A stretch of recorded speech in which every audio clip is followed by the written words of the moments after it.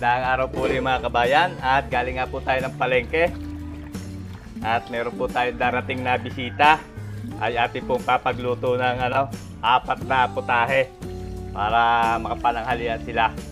Sarap-sarap na tanghalian. Bumili po tayo nito, maliputo, isdang maliputo at ating po ipapangat sa kalamansi.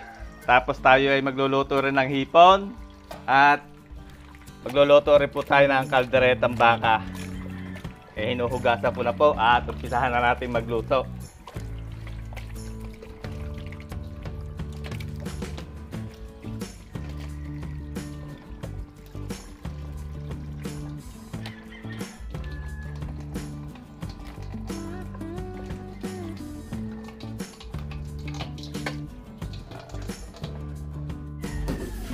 Timplahan po natin itong ating pangkalderetang baka.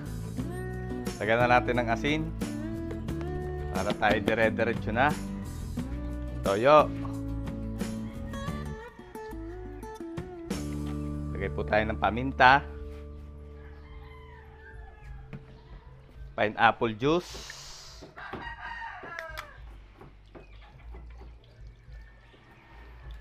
Lagay din po tayo ng Worcestershire.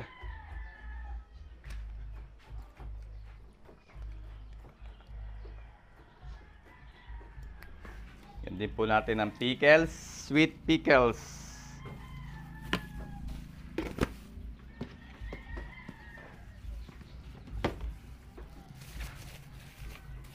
Haluin lang po natin at para ma-marinate na natin itong ating pangkalderetang baka at sasalang na rin natin ito maya-maya.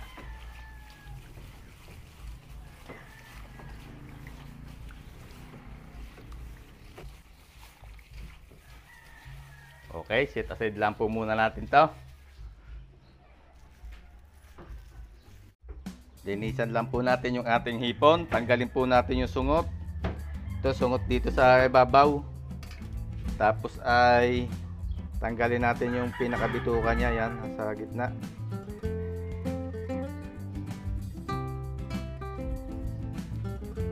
Yung may itim na yan. Yan, tanggalin po natin yan. Isa-isahin lang natin. Gamit po tayo ng toothpick. Ayun o. Yan.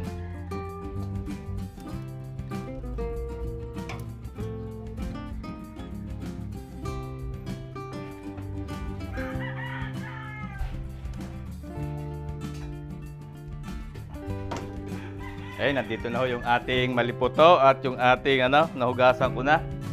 Magsalang na tayo. Ito yung ating hipon. Salang na po natin yung ating kaldereta dito. Lagay tayo mantika at ito ang matagal-tagal. Mantika. Tapos margarine. Gamit tayo ng margarine. Konting margarine.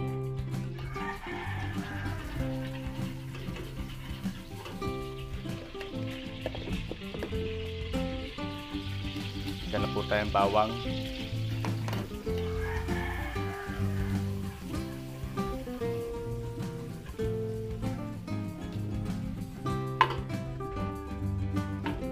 Sibuyas, pag mabango na yung ating bawang.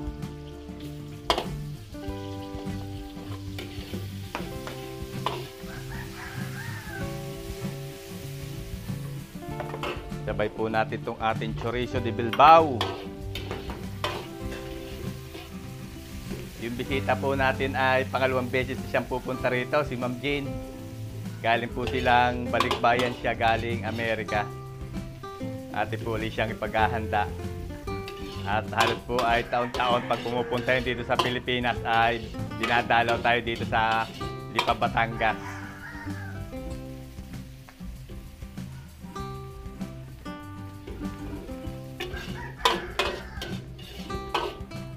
Okay, isa rin po natin yung ating tomato sauce para hindi umasim.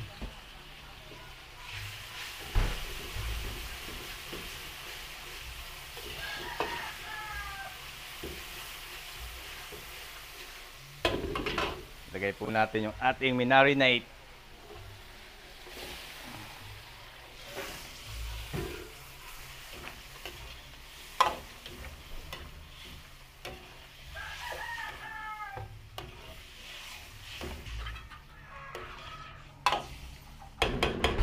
Okay, takaloban lang po natin.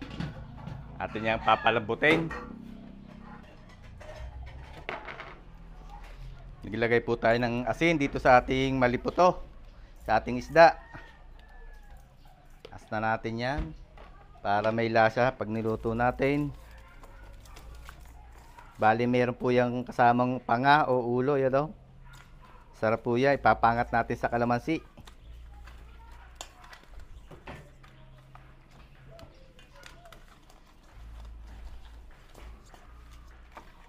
Okay. Buhayin po natin ang apoy dito sa kabilang kalan. Ikawali tayo dyan at lutuin natin yung isda. Lagay po tayo ng sabaw. Ayan, okay na po yan. Lagay natin yung ating ginayat na kamatis at sibuyas. Yan, hayaan lang po natin kumulo. Pakuluin natin yan.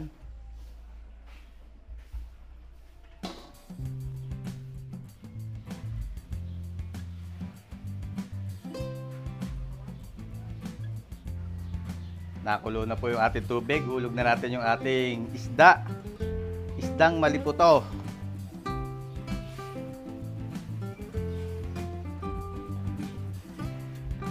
Timplahan lang po natin ang asin.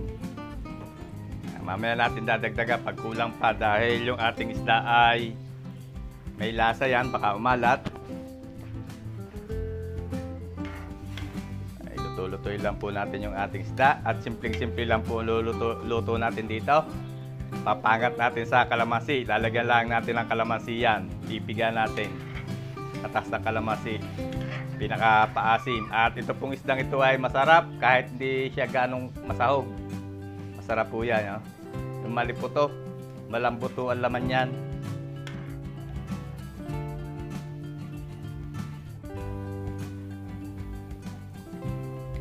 Okay na po ito. Luto na yung ating isda. Lagyan po natin ang katas ng kalamansi.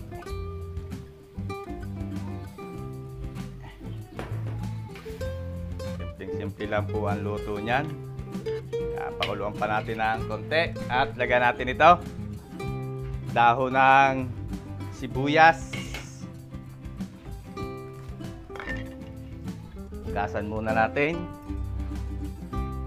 At baka may mapasamang lupa.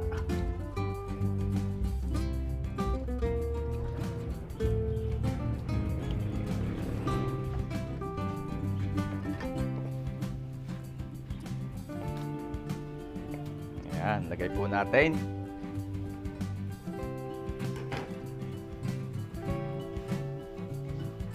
Ganun lang kasimple mga kabayan yung ating pinangat na maliputo sa kalamansi.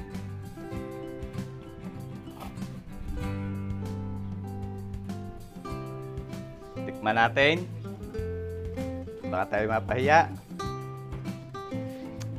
Quality. Lagyan natin ng konting asin. Quality ang lasa ng isda. Konting asin lang po at okay na yan. Di na po tayo maglalagay dito ng mga paminta o mga ganun lang po kasimple. Ang ating pinangat sa kalamansi. Ayan Isdang maliputo. Patayin na ho natin ang apoy at luto na yan. Hanguin natin at sasalang natin yung ating hipon.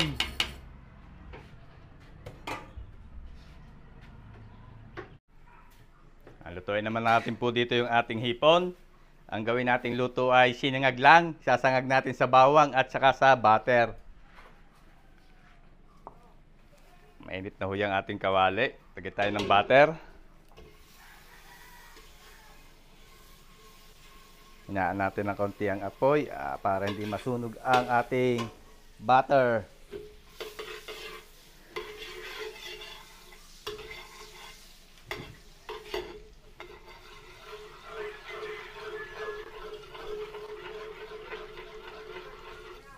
Kailangan po natin ng bawang.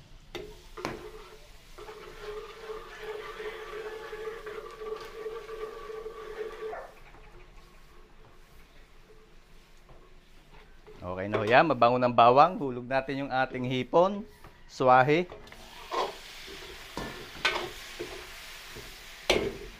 Timplahan po natin. Lagyan natin paminta. Tapos, asin. Lagyan natin ng asin.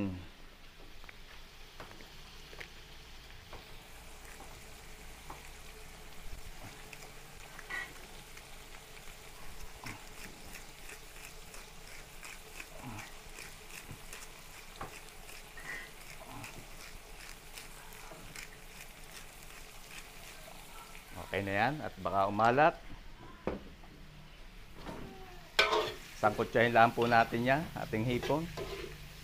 Wala na po tayong ibang ilalagay dyan. Kundi sinangag lang yan sa bawang.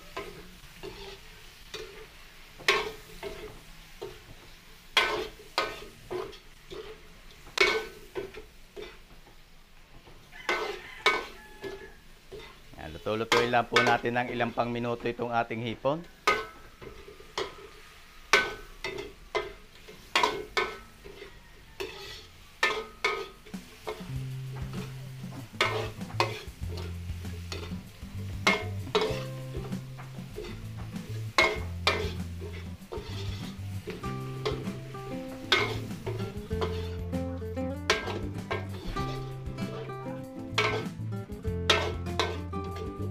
Okay na ho itong ating hipon. Simpleng-simple na luto pero napakasarap. Sinangag lang natin sa butter at sa bawang. Haluin po natin itong ating pangkaldereta. Bango. Kalderetang baka. Okay, takalubang po uli natin. Palamputin pa natin. Salang po tayo dito ng chapsoy at on the way na raw po ang ating bisita. Lagyan tayo ng mantika. Mag-isa na tayo. Bawang.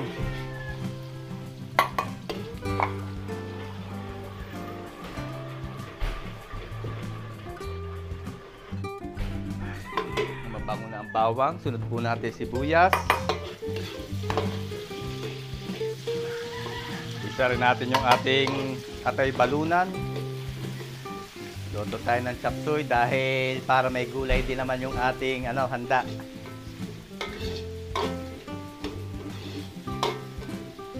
Sakutsahin lang po muna natin yung ating sahog.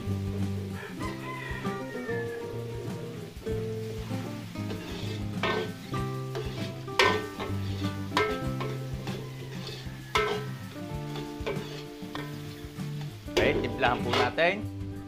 Lagyan tayong chicken powder. Oyster sauce. Lagyan tayong liquid seasoning. Paminta.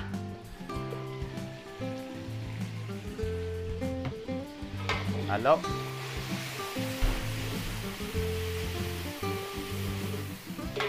Sabawan po natin.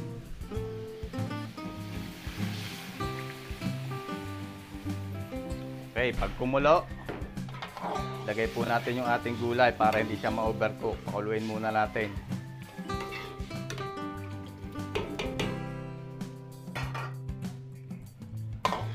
Nakulo na, ilagay na po natin yung ating carrots and sayote. Una po natin ihulog yung carrots at sayote.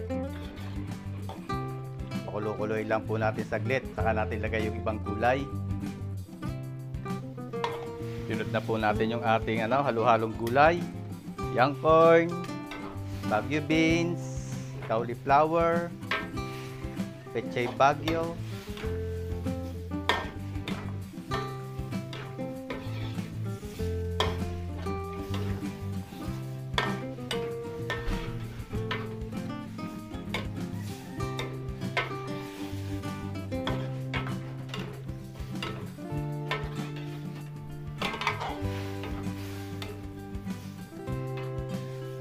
Meron po tayo ditong slurry, pinaghalong cornstarch at harina.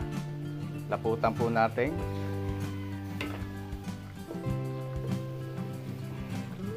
Para masarap yung ating chop suey, medyo malapot. Yan.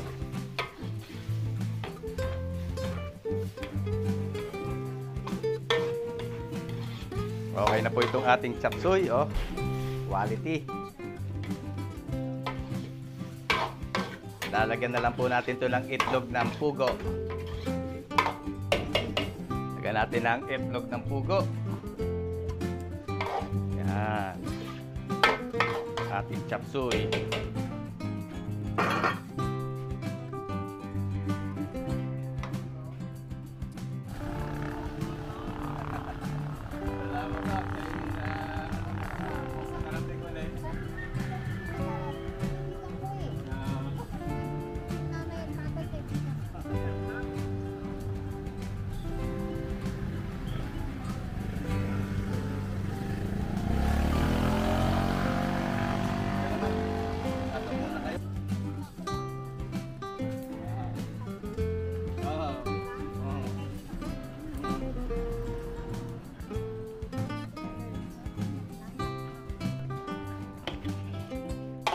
Testingin po natin itong ating kaldereta at nandyan na yung ating bisita. May hinihintay pa lang.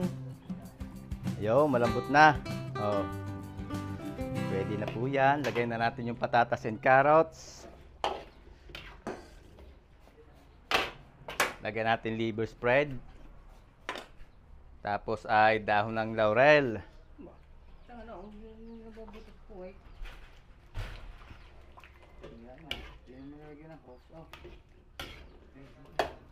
Haluin lang po natin.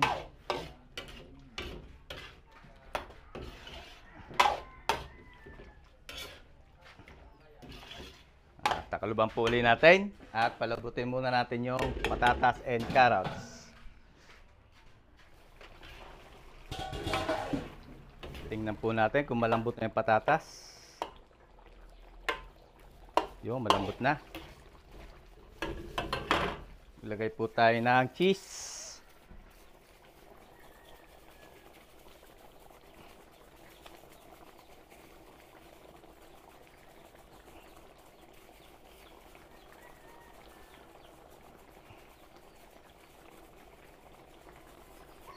Damihan natin ng cheese para masarap.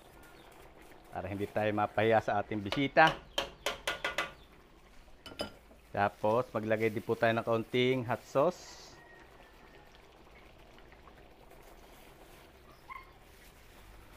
At lagyan natin ng bell pepper.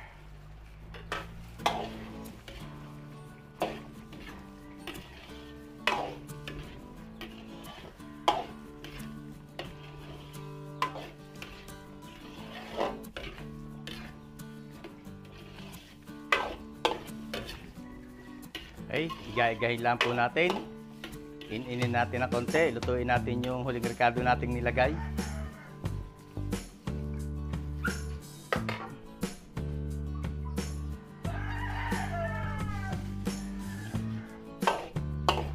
Okay na po itong ating kaldereta. Oh, quality mga kabayan. Ganda ng lapot. Oh. Oh. Hindi na po natin masyadong iigahin. Tama na yan. At masarap po ang sauce niyan. Hanguin na natin.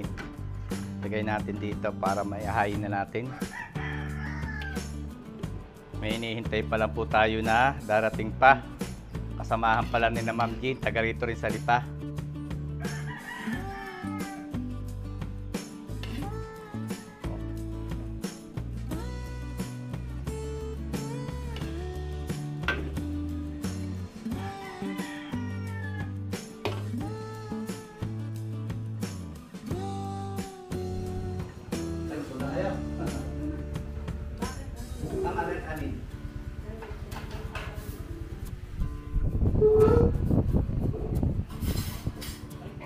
Sige po, tayo po kayo. Wait lang. Dahil yan. Mali po to.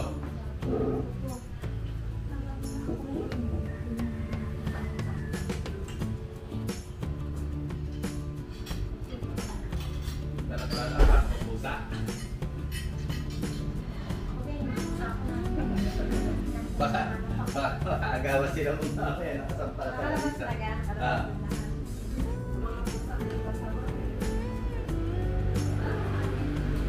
Okay lang sa inyo ba, may hipon. Pwede naman siguro pag ano na.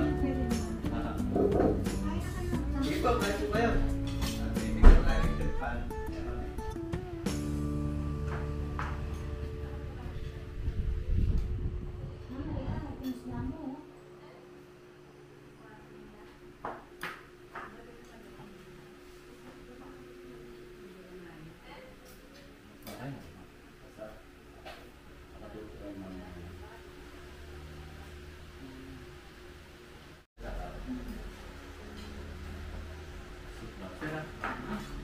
Mainit-init tayo sa baw ng isda. Sir, kaldaret ang baka. Sorry. Para pusa. Ano ba, malamig? Kukuha pa yung baso. Ako. Ang pusa ko naman, dinakain ko eh. Hindi siya wakit sa lamig. Hindi ko sa Pilipinas, pinakain. Oo nga po, kasi wala po. Gusto ko nga sana kasi financially hindi ko po kaya ang sustentuhan. So hindi ko po kaya ang alam. Wala pong gato. Pagka sa banda-banda yan, kapalaran na hindi siya.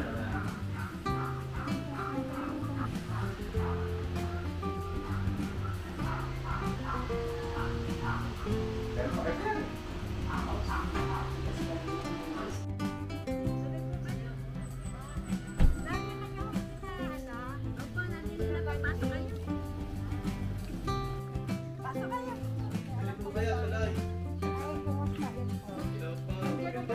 Naka-video pa social.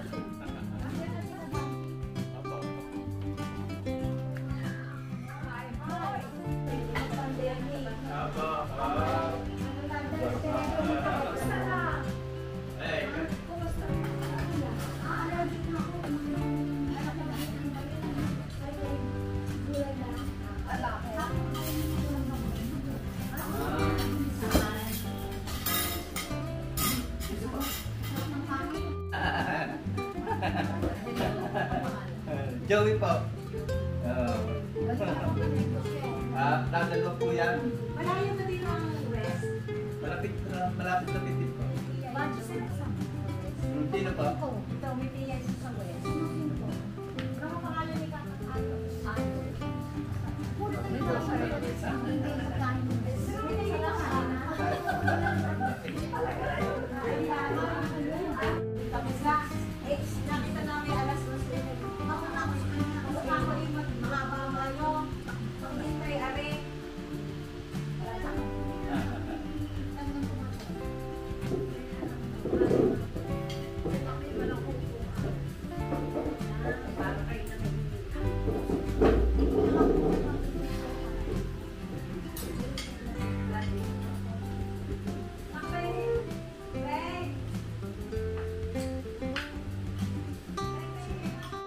Sabi ng pagkasin tayo.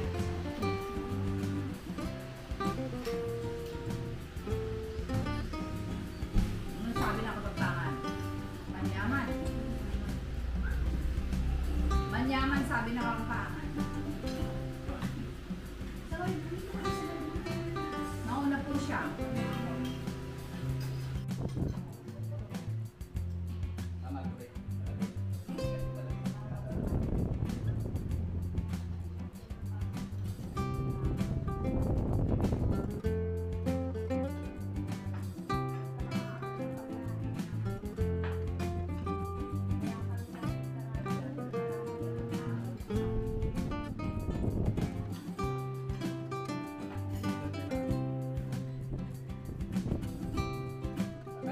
Maraming kanin daw. Ay, sorry ako eh. Maraming kasama si Ma'am. Sabi ko kayo, isang pala mo kayo.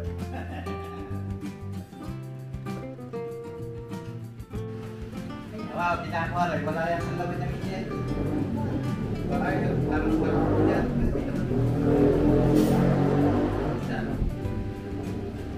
Yan doon sa New Jersey. Nakabili kami doon yung frozen. Parang maasim ang lasa. Kala Tatari ka para makuha yung laman. Nagaling ka. Dahil pa eh. Sa Misumay, yung meron na lang nagtitinda doon. Isang Tagaytay. Ano na yan, 35 pesos, ganyan lang ang kalami. Ay, masalunod tayo mga bayan na. Salamat po. At ang paborito ng nanay ko at saka pagkain niya sa umaga. Kasi sa mga kape barako. Sarap.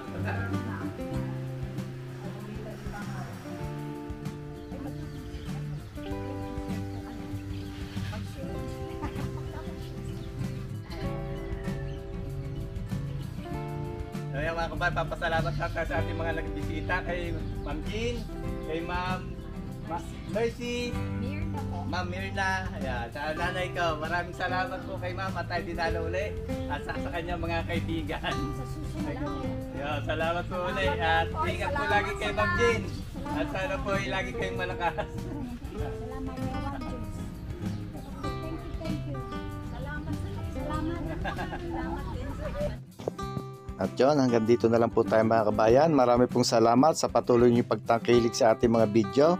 Ingat po palagi tayong lahat mga kabayan at God bless po sa ating lahat. Sa mga gusto pong dumalaw o pumunta po dito sa bahay ay welcome na welcome po kayo at i-message nyo lang po ako sa aking Facebook page Life is Delicious by Impoist Journey. O i-PM nyo lang po ako sa aking Facebook Impoist Journey.